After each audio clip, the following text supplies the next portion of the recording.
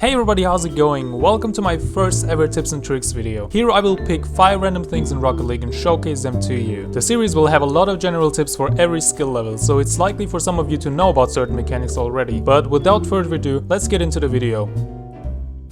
Number 5. Dodging before the demo. Sometimes you just want to get rid of a player that's been saving all those shots that come from your team. Doing that, you can have a considerable advantage for a short amount of time. But demoing doesn't always work, especially in high ranks. It's easy enough when it only takes a small turn in order to demo, but things can change drastically if you have to go out of your way to demolish a player. Why? Because the opponent can see you coming from miles away. Most of the time, the opponent will just jump to avoid you. Having that knowledge, it can make life much easier. All you have to do is to jump before reaching the opponent, because he will most likely jump with you, trying to avoid you. Let me tell you, only the greatest players can avoid that by not jumping, but come on, we're not playing scrub killer here, are we? Only the most cold-blooded players can think about that strategy in real time. Number 4. Shadowing. This one is especially important for my lower rank subscribers. In solo duel, it's very common to dribble the ball from one end to the other end, and oftentimes, giving your opponent too much room can result in you conceding a goal. This is why you have to get up close and personal with your opponent and bait him into hitting the final shot. You should already be familiar with this technique if you played long enough or are above a certain skill level. Simply drive in front of your opponent and move your car towards him and back from him to make him nervous. Only challenge when needed. This is a very well-known strategy in ranks above champion, so you need to do this a lot more carefully, as the opponents there can differentiate a fake challenge from a real challenge. Number 3. Dodging after bump. This trick is utmost important if you want to move around on the map quicker. In Rocket League, it's not uncommon for you to get bumped out of your position, maybe by accident or on purpose. It will give you a disadvantage.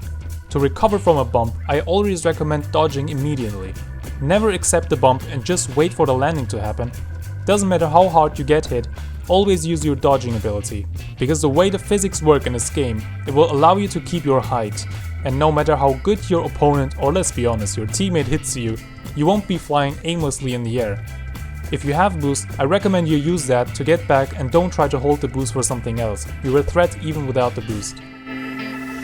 Number 2, and I can't stress this enough, looking for teammates to pass to. In the early days of Rocket League, every shot that was on target used to be a goal. Those were the days, right? Nowadays, it's not uncommon for players to pull off ridiculous saves to avoid conceding. Playing in high ranks, it's almost impossible to score a goal that has a goalie. And being predictable can mean the end in competitive. Luckily for us, passing still has a long way to becoming a norm. Not a lot of people pass. A goalkeeper is always prepared to save a direct shot. However, he is less prepared for a pass. Make sure you take a second to look around before making a decision to take the shot. Sure, sometimes it makes more sense to shoot, but never exclude the possibility to pass to your teammate who might be in a better position than you.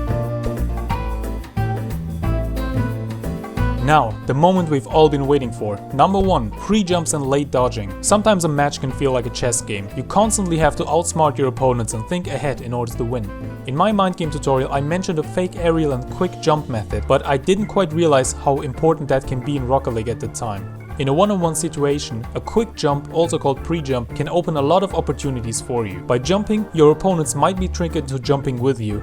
But besides that, it can also allow for an explosive dribble turn. Jumping and turning your car to a certain degree in the air can make you turn directly without having to deal with your car's turn radius. You can practice this in free play because it's a super efficient way of getting around the defenders. Use this trick to make it seem like you only jump, but land right under or beside the ball, drive forward and boost to take the ball with you. Your opponent will most likely challenge you, so make sure you master this to avoid getting countered. Now, late dodging is also a pretty useful mechanic. What this means is that you take the ball up on your roof, hold the jump button, and right before landing using your dodge. Once mastered, this can be used to clear the ball or to score stylish goals.